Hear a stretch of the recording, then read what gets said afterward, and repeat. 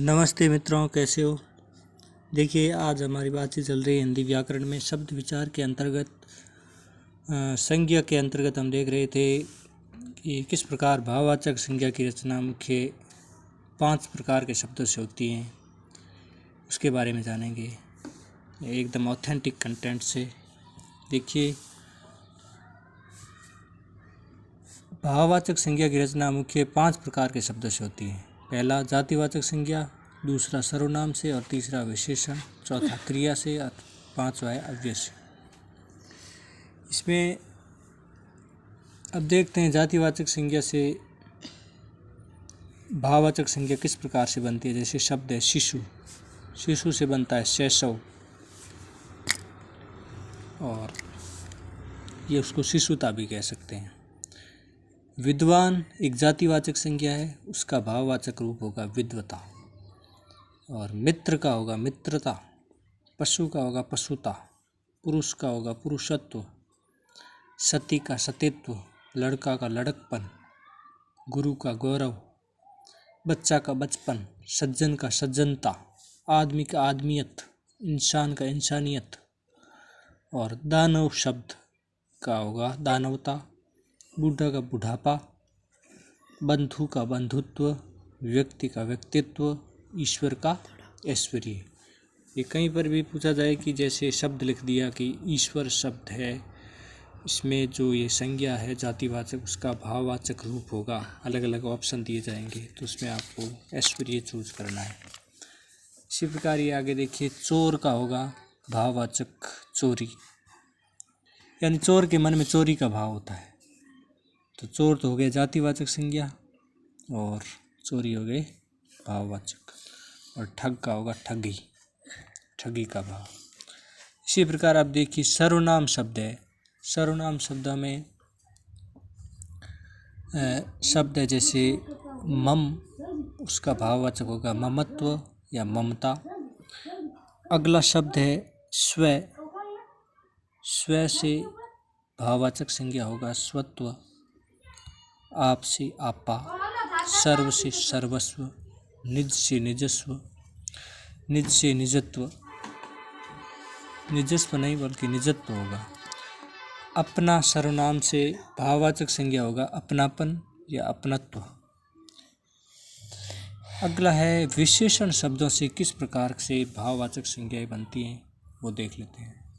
जैसे शब्द है कठोर, कठोर का भाववाचक रूप होगा कठोरता। विधवा शब्द का होगा वैधव्य। जैसे शब्द है चालाक, चालाक एक विशेषण है, इसकी जो हम भाववाचक संज्ञा देखेंगे तो इसका होगा चालाकी। और शिष्ट का होगा शिष्टता। ऊंचा का ऊंचाई, नम्र से नम्रता, बुरा से बुराई, मोटा से मोटापा, स्वस्थ से स्वास्थ्य, मीठा से मिठास, सरल से सरलता, शूर से शूरता शौर्य, चतुर से चतुराई, सहायक से सहायता, आलसी से आलस्य, गर्म से गर्मी। निपुण का होगा निपुणता। और बहुत विशेषण से होगा बहुतायत भाववाचक संज्ञा। मूर्ख विशेषण से होगी भाववाचक संज्ञा मूर्खता। वीर विशेषण से भाववाचक रूप होगा वीरता। और न्यून विशेषण से भाववाचक रूप होगा न्यूनता। आगे कुछ शब्द और है, जैसे शब्द निर्बल, निर्बल जो ये विशेषण है इसका हो जाएगा निर्बलता। और काला का होगा कालिमा या कालापन। दुष्ट विशेषण का भाववाचक रूप होगा दुष्टता। और छोटा से छुटपन, पतित से पतन। हरा विशेषण से भाववाचक संज्ञा रूप होगा हरियाली।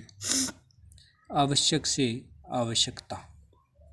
इसी प्रकार क्रिया शब्दों से भाववाचक संज्ञा रूप देखिए, सुनना से सुनवाई, गिरना गिरावट, चलना चाल, कमाना कमाई, बैठना बैठक।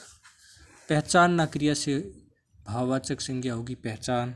खेलना से खेल, जीना से जीवन। चमकना क्रिया से भाववाचक संज्ञा होगी चमक। सजाना से होगी सजावट। लिखना से होगी लिखावट, पढ़ना से पढ़ाई, पढ़ाई एक भाववाचक रूप है और इसका जो पढ़ना एक क्रिया है, जमना एक क्रिया है और जमा हो जाएगी भाववाचक संज्ञा। पूजना एक क्रिया हो गई और पूजा हो गई भाववाचक संज्ञा। हंसना एक क्रिया है और इसकी भाववाचक संज्ञा हो जाएगी हंसी। और इसी प्रकार देखिए, जैसे गूंजना एक क्रिया है, इसका होगा गूंज। जलना क्रिया से हो जाएगा भाववाचक जलन। भूलना क्रिया से भाववाचक रूप होगा भूल। गाना से हो जाएगा गान। हारना क्रिया से हो जाएगा भाववाचक रूप हार। थकना क्रिया से हो जाएगा थकावट या थकान। पीना क्रिया से हो जाएगा पान। क्या जलपान किया तो उसमें ये भाव हो गया जलपान, पान वाला पीने का भाव है ना। बिकना क्रिया से हो जाएगा बिक्री, बिक्री का भाव। इसी प्रकार एक और है अव्यय शब्द से भाववाचक संज्ञा। जैसे अव्यय शब्द देखिए, ये दूर, ऊपर, धिक्, शीघ्र, मना, निकट, नीचे, समीप, ये सभी अव्यय शब्द है। तो इसका भाववाचक रूप हो जाएगा जैसे दूर से दूरी, ऊपर से ऊपरी, ऊपरी का भाव, धिक् से धिक्कार का भाव, शीघ्र से शीघ्रता का भाव, मना से मनाही का भाव और निकट से निकटता का भाव, नीचे से नीचाई का भाव, समीप से सामीप्य का भाव। इस प्रकार से ये हमने अलग अलग शब्दों से किस प्रकार से भाववाचक संज्ञा बनती है उसकी चर्चा की। नेक्स्ट वीडियो में आगे और सर्वनाम के बारे में चर्चा करेंगे। मिलते हैं नेक्स्ट वीडियो में। बहुत बहुत धन्यवाद। Thanks for watching.